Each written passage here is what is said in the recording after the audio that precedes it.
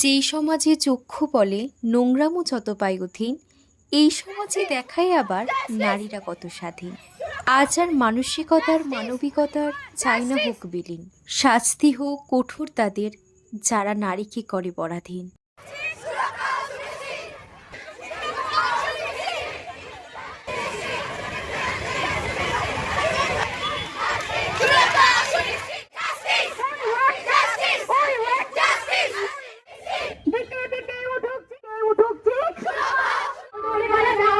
জন্মের আগে মৃত্যু দিয়ে তো জন্মের পরে ভয়, সকালে বিকালে শরীর রাখে দেখে কত দূর গলা যায়।